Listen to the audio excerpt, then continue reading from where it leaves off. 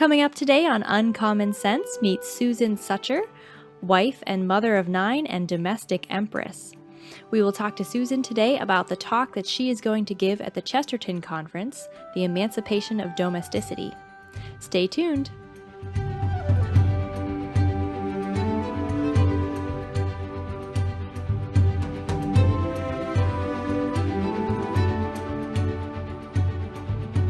All right, today on our podcast, we have Susan Sucher. Susan, would you like to introduce yourself at all? Hi, Grettelyn. Yes, I am a wife, as you said, mother of 9. I recently moved to Baltimore, Maryland, and I love Chesterton, love to talk about Chesterton with my friends, and I'm happy to be here. Wonderful. I'm definitely looking forward to your talk at the conference. It's been a while since I've attended a conference because I've been busy with children myself. Worthy endeavor. Yes, we live in the dream. Also here with my co-host, Albert Signs. Don't want to forget to mention. Hello, glad to be here. There we go. Audio only. Anyway, so Susan, I know you said you have a lot of sources when we talked before, but if you don't mind just kind of briefly summing up your talk just a little bit. Sure. When I decided to stay home with my children, I knew that it's what I needed to do, but I struggled. I struggled because the message that I was hearing from the world about what had value, I struggled because I had prepared for a career that I wasn't going to be able to do anymore. And even though I knew somewhere deep inside that this is what I needed to do, I grieved the loss of something I thought was better.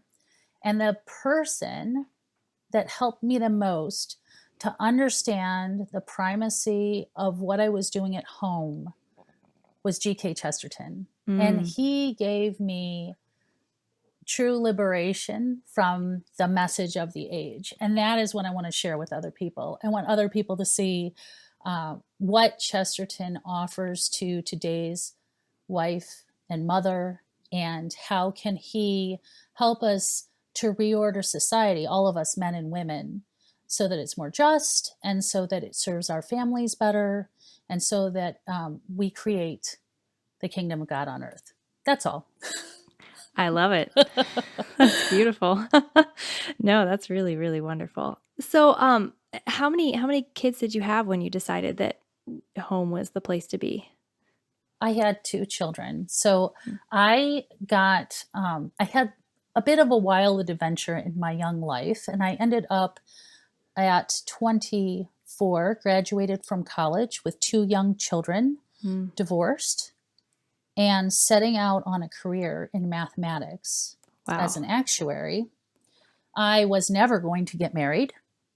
I knew that, I just figured that wasn't for me. And I was happy to remain single and care for my children. They were older, 3 and 5. So they were starting to become school aged. But when they were younger, I had to put them in daycare.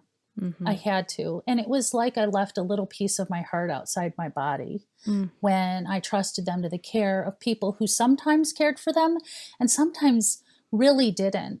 And it was obvious that they didn't have anything like a mother's love for my children. So, so when I met my husband, I was still firmly convinced I was never going to get married, but how things go eventually. He changed my mind, and but as part of the negotiations, really, of becoming his wife, first of all, we had to decide the religion thing, which ended up in me going through the RCIA program and embracing Catholicism, really, which was a move of the Holy Spirit, but primarily an intellectual conversion. But I told my husband that I already had 2 children, and I didn't have a need to replace myself anymore, but that if I were going to have more children, I absolutely would not put them in daycare.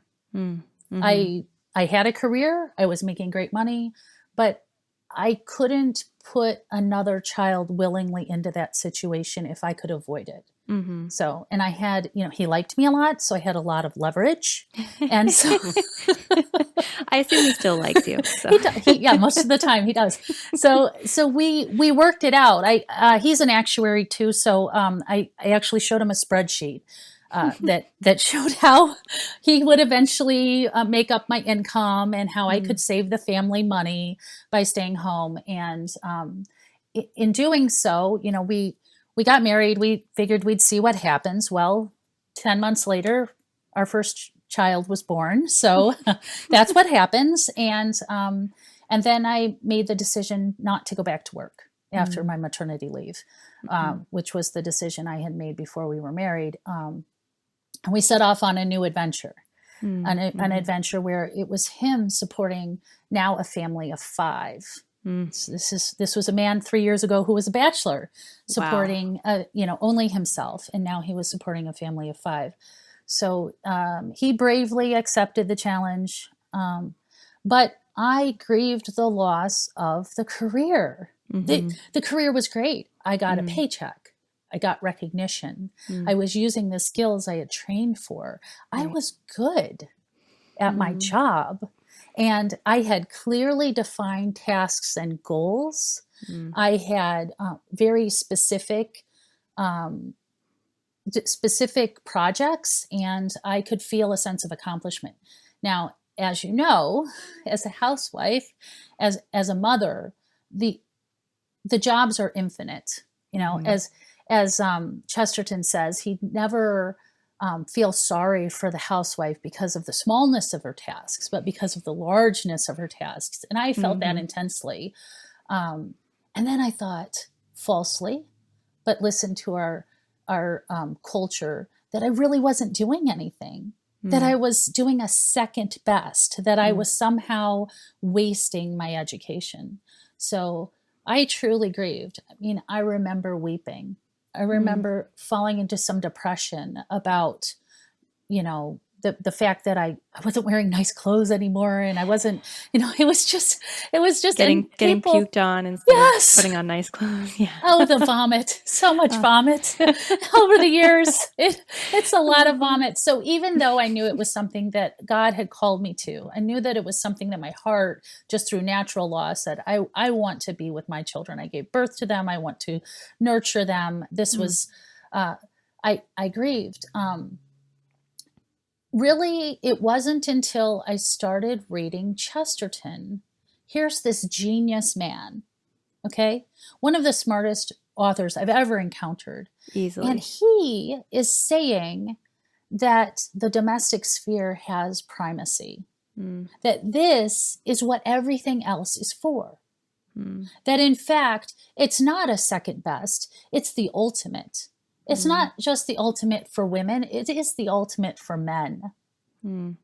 So every decision that a human person makes in a just society, in Chesterton's just society, is going to be ordered to the primacy of the domestic sphere. And when you think about it from that perspective, it gives a dignity to the work of the home, even if it includes vomit. There's a dignity. And this is the most important thing.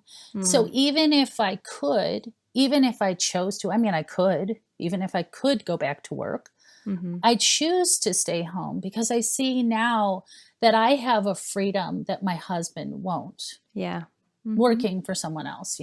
He's a professional, but in many ways his life is not his own. He doesn't get to decide to take the children to a park or to start studying a new topic or to have a new hobby or to learn how to make the perfect carrot cake. He has constraints on his time because he's working outside of the home and he has an obligation to his employer. So I think that I am privileged to be the person who can provide that home for our family, because that's ultimately what he is working for. Even when he's calculating rates as an actuary, he is ultimately working for the home. I get to be the hands-on person to implement that. And the fact that it was Chesterton that laid that out just made me feel like the words had even more worth, because he is such a genius. He was so difficult for me to tackle at first anyway. And now that I learned his voice, and now that I had really gotten into his thought by reading some of his smaller works, some essays instead of some of the bigger books, Right.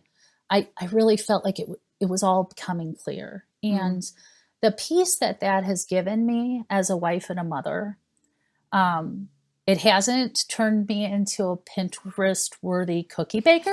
It hasn't. That comes with time. That comes with time. Okay. Oh, thank you.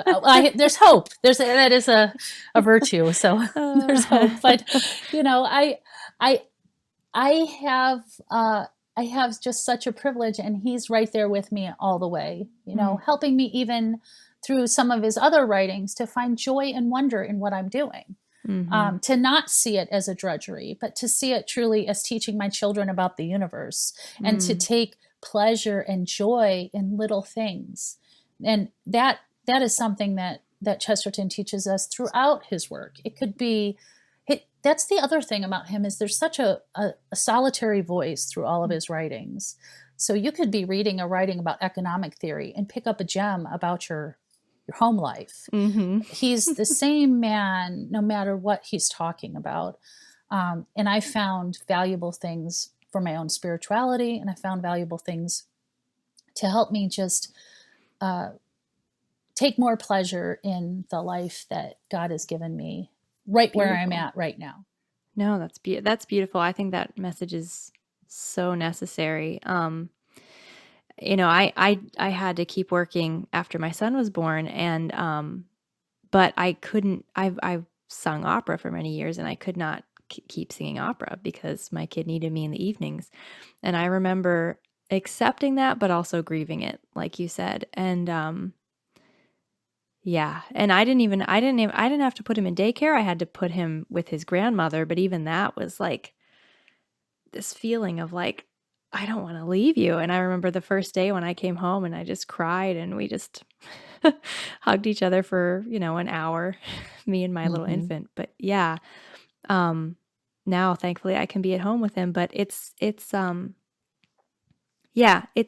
hard to find that validation. And like you said, the fact that it is Chesterton is so much weightier, because he is so much weightier, no pun intended, but he just has that He's pretty intellectual. big. He's pretty big, but he has that intellectual weight that he carries. I don't know how you can read him seriously and not respect him. So when he says something, even if it's something that goes against what you think, you automatically think, well, this could be true, which is part of why I think so many people have come to the church through him.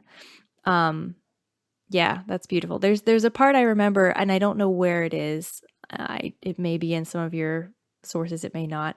He talks specifically about getting down on the floor and playing with your kids, or playing with kids in general. And I read that recently, and it sort of hit me in a good place where I was sort of feeling like, I don't want to play with my kids. It's so, whatever. And then I literally got down on the floor with my son with some Lego, and it was like this. We made Lego, and it was really fun. And I was able to sort of lose myself in that. And it brought me back to, this is part of what it means to be childlike, is to be able to lose yourself in the moment, to be able to be there with your child so fully that you're not thinking about other things. You're undivided, you're pure, you're just thinking, let's play. Absolutely. Absolutely. Susan, let me jump in here and ask you a question, because it's been on top of my head since I was listening to you sort of explain, your discovery of Chesterton and how it was that it affected you. I'm curious. So without getting into the essay itself on the Emancipation of Domesticity, from your perspective, how much better, how much more of an impact is that essay because it was written by a man like Chesterton, and not from even his wife or not from some other woman of the time? How much more impact can that essay make because it's written from the guy's perspective? That is an interesting question. I think that Chesterton's truths are universal, And I think that he's writing to men and women with the Emancipation of Domesticity. So I don't know that it's necessarily about his sex, but about the fact that he is such an eloquent defender of the truth. So, Surely. I don't know. I don't know that I take him more seriously. For example, Alice von Hildebrand is excellent on this topic as well. So I don't know that it was necessarily. I mean, I'm sure that he had more influence at the time because he was, writing at a time when men had the forum more than women.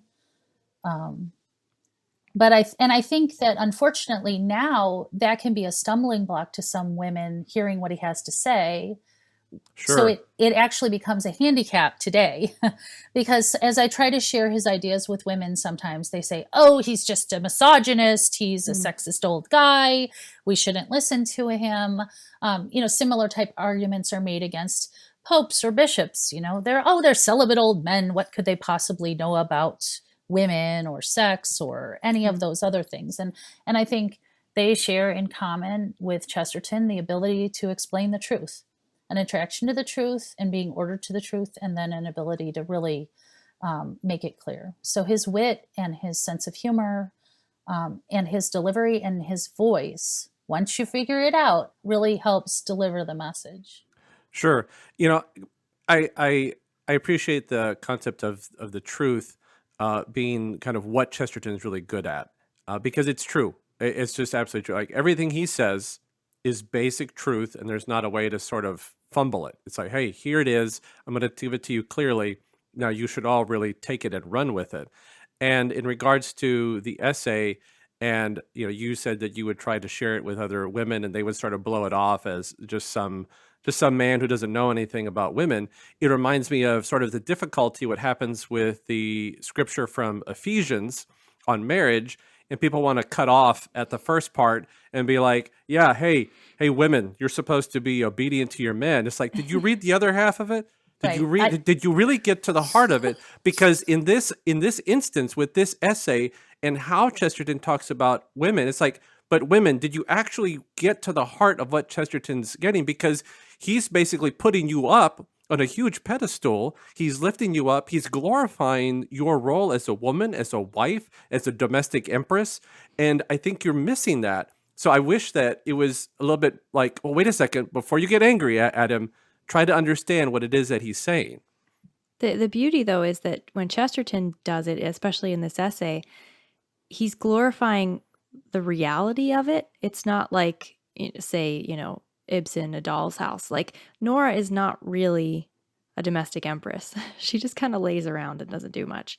So, like, it's not putting on a pedestal this fake idea of this fake woman that doesn't really engage with the household. It's more about what she does do for the household that makes her so important. Anyway. Right. And in fact, I think he finds in the lower classes a more perfect example of women and their value and their worth. So I absolutely think that that we miss it if we refuse to see. He wasn't just upset with women leaving the home. He was upset that men had left the home. Okay. So the fact that the Industrial Revolution took men away from their families and really stole most of their time away, and they weren't involved with the family, and they weren't in his perfect world. If we really had localism, we would have people with their trades. They would not be consumeristic. We wouldn't need a couple of cars, so we wouldn't have as much capital outlay, so we wouldn't need as much money, so we wouldn't have to work outside the home. And we'd all have enough. We'd all have enough. Now, this isn't socialism. This isn't a redistribution by a central government. This is truly power back in the hands of the people. So the wife and the husband contributing to the domestic sphere and then contributing to the livelihood, but without having to leave home. Often the workshop would be in the home. Exactly. Right. And maybe this pandemic it's been many things, but it's certainly been an opportunity to reevaluate some of our choices. And many of us, our family included, have been blessed with having husbands come back into the home, with having wives have the opportunity to work from home. So we've been able to experience a slight reordering. His time is clearly taken up during the day with his work outside of the home, but he's closer, and the commute time is about 15 seconds from the bed to the closet. So that cuts out some of that time he's away from his family. And maybe that's a more just ordering of society. So we always have an option. And I see Chesterton as sort of this lens through which to view our family decisions, and then making sure we're keeping the domestic sphere at the forefront. All of our decisions should positively impact the domestic sphere. And like you said, joy and wonder, that's part of my examination of conscience at night. Have I experienced joy and wonder with my children? Have I helped them to discover the Creator by appreciating His creation? Have I seen the little miracles that happen every day? Have I been grateful for my feet to put into my stockings in the same way that a child is grateful for having his stocking filled at Christmas? This spirit of gratitude is key to being able to embrace the domestic life. Because if you aren't grateful for the little things, if the only thing that can trip your trigger is a brand new BMW in the driveway, I am telling you that this is not going to work for you. You will not be able to be satisfied staying home with ungrateful mutineers that you have created yourself. It will not work. You have to find ways to be grateful for the little things, a little smile, a little naughtiness from a 2-year-old. That's a funny story about Volcano World, which is what I got treated to this morning. Oh man, I don't know where they come up with it, but like when you can't appreciate the silliness, even like it's so much more wonderful, and it helps you see them as little people. I think it's too easy to look at your kids as a task or something to get done, or like a series of things to do, and they're not. They're little people, and they need your attention, and they need your patience, and they're fun and they're funny, and sometimes they're naughty, but like sometimes the naughtiness is also hilarious. So it's hard, but I've said for a while that parenting is the most challenging and also the most rewarding thing I've ever done in my whole life. So, But it's important to remember like you were talking a lot, Susan, at the beginning about the importance of the domestic sphere, and the fact that Chesterton puts so much emphasis on it in a way that I think people need to realize, from the perspective of that what happens here will proliferate down the road, right? So you can dump on your domestic sphere and say, I'm not going to put time into it. I'm not going to be grateful. It's just going to be a mess. And I'm going to just, whatever happens to the kids, I'm going to put them in daycare. I'm going to send them out into the world. I'm not going to prepare them. My emphasis is on my life, my job, my career. And then what's going to happen, right? It's going to proliferate down the road because, like you said, you're going to raise ungrateful children who are not going to be prepared to face the world. And then they're going to do the same thing. So what we do here and what we do now to sort of look at the domestic sphere with such importance, the way that Chesterton puts that importance on it, is going to have ramifications. And if we do really try as parents, as husbands, as wives, to put good emphasis, to really focus our attention on there, we'll have some really positive effects down the road. And I know as a parent, we don't see it immediately. We see the vomit, we see the arguments, we see the tantrums, the screaming, the yelling, the I drew on the wall. We see all of that. But beyond that is something better. And John Paul II, what does he says? As the family goes, so goes the nation, and so goes the whole world in which we live. And Chesterton obviously was alive before John Paul II, so he knew it before JP2. So JP2 reemphasizes it. This family life, this domestic sphere is really, really important. It is the thing for which everything else exists. And, if Chesterton can see that, if Chesterton can be silly with his giant intellect and his gravitas, certainly I too should and can be silly. No, there's no excuse. None of us are too intellectual. None of us are too accomplished. None of us have too important of a job. In fact, the most important job is not as important as what happens at home. And I Hmm. can say that with 100% conviction in a way that I couldn't before I really understood what Chesterton had to say. And that gift is a sense of peace and a sense of purpose in my vocation in a way that, I'm incredibly grateful for him sharing that, and this was a man, I'm reminded, who never had his own children. Mm-hmm. He and his wife suffered the cross of infertility, and he would have been an amazing dad. And I think Well, about that. by I all think accounts, he was like an amazing, almost foster dad to a bunch of fortunate children who were able to be with him a lot. But yeah. he was, he had puppet shows in his house. He certainly had cousins and all sorts of people over, but it makes me feel, I guess, even more obliged to be grateful to God for what I have, knowing that he and many other people who would be amazing parents, probably better than me, weren't blessed with the gift of children. So how much more should I be grateful for what I have? It's just a reminder that, again, in that exam, am I grateful for my kids? Am I showing them gratitude, wonder, and joy? Have we contemplated God's creation? Because he did such a good job of that. Yeah. Yeah. That often checks me when I'm about to complain about my kids. I think, well, I could not have kids, and I'm very grateful that I do for all the things that it's brought me that I didn't want. It is the most amazing thing that's ever happened to me. So yeah, I did want to just briefly touch on the idea of specialization versus universality, because that is part of that specific essay that I think is very interesting, because I think that Chesterton himself was almost more of a universalist, and he wasn't like against specialization every single time, but I think he was definitely against our modern tendency to value specialization above universality. Or Renaissance men or women are not valued in our society. But the ultimate kind of Renaissance woman or man is the one who gets to stay home and be domestic. And it's, I think, especially suited to womanhood to be able to do that. We have a natural tendency to want to get involved in lots of things. I don't know. I just wondered if you could touch a little bit on that and your ideas of how that has shaped you and what you think about being able to be a little more universal than you would be if you were only an actuary.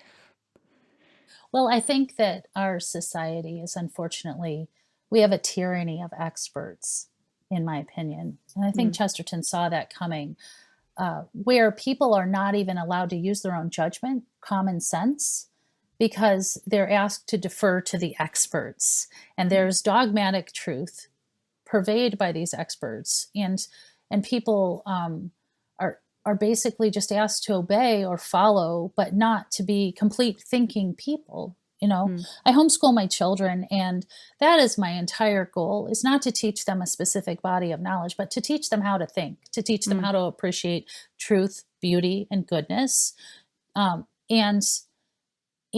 to be generalists. Now, I understand in their careers they will be specialists, and it is good. We don't want airline pilots who are just as good at flying an airplane as everything else. We want them to be really good at flying that airplane.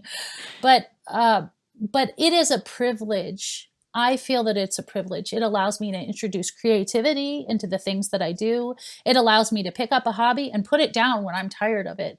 My husband is not allowed to put down the hobby of calculating insurance rates. That is his vocation. He must do it. If he tires of it, he's going to be doing it for another 15 years until he retires. So thankfully he enjoys it, but I have a unique privilege. And I think that's the way that Chesterton describes the woman developing all of her second bests and being able to introduce creativity really highlights the privilege of womanhood and the privilege of domesticity, that that I'm not going to get a graduate degree now, and I probably never will, but I can give myself a graduate level education. I can pick up the Summa I have in the closet up in my bedroom, and I can read it myself. And certainly this day and age, I can then watch a podcast or even a class by a professor that's online and widely available. I can read I will never finish reading all of the works of Chesterton, but if I did, If you I can would find them all, let me know. Yes, I know. So I'd certainly be well educated. So I think that that I by him clearly defining that distinction, it allows me to be grateful for it, because I can see it in a way. Um, I can see it much more clearly, and if it's well defined, then we're able to appreciate it. So it also gives me some sympathy or understanding for my husband. It's also my obligation to provide him ways that he can be more universal, or he can develop his second best. He is so specialized during the day, so he has to be cajoled a little bit because he's so focused. He's a great provider, but to be able to make sure I'm keeping his interests at heart, and to making sure that I'm providing him an opportunity to do something a bit creative. So it's a struggle. It's a challenge. I'm not saying I do it very well, but it is something that Chesterton's writings bring to the forefront for me, because he says, man is a man, but mankind is a woman. There's this whole, they are universal. And I think that's why Chesterton's a universalist, because he's talking about truth, and truth is universal. So he really, in his writings, he has to be that broad, because, women, he says women have wisdom, and men are, women have wisdom and men are intelligent, but in a different way. Like he's basically saying that men are like intellectual, like knowledge of a thing. Yes, they have knowledge of a thing, but women have this more all-encompassing view of things and a view of the truth. So my wife is the book hound of the house here, and she dives into books in such a way that I sort of long for, but so her intellect is developed in a different way than mine, but I appreciate being able to have that sort of conversation with my wife that exposes that intellect to me, because you're right, it is like men have one way of thinking and women have a different way of thinking that is sort of greater, more universal. It's that broader spectrum that they bring to the plate. And of course, and luckily my wife actually likes good literature, if you can actually sort of classify that, but she likes good literature. So, and she's been eating up Chesterton. She's been loving reading Chesterton. So she continues to expand, and I can just sort of soak in from her this great knowledge that she has. So definitely a good experience from my perspective of a husband to experience the intellect of a woman. Beautiful. Yes, and vive la différence. I think it's wonderful that Chesterton can clearly define these differences, and then we can embrace them, and we don't have to feel bad that people are different. He says it's all good. Women have the more privileged position when they have more freedom. He's always for the freedom, but that it's okay. It's okay to be different. And Chesterton has such a beautiful ability to point out something that we can't see, but it's right in front of us. So, you're living this life of domesticity, and you're wondering what it's all for, and then you read this passage by Chesterton, and it suddenly dawns on you that this is what it's all for. And it means so much more than, the platitude of like, oh, it's for your kids or it's for your husband. Even like sometimes, we fall into like, people say it's for God, and you're like, what does that even mean? This kind of concretizes it in a beautiful way that has really helped me as well to accept that these are the things I have to do in order to be the best that I can for my kids. And yeah, it's a beautiful thing. So with that, we are going to bring this episode of Uncommon Sense to a close, but we want to thank Susan Sutcher for joining us. Thank you so much, Susan, for taking some time to talk with Grettelyn and myself. Thank you for having me. It was wonderful to be here. And we want to make sure that we remind you, Susan is going to be at our conference this summer.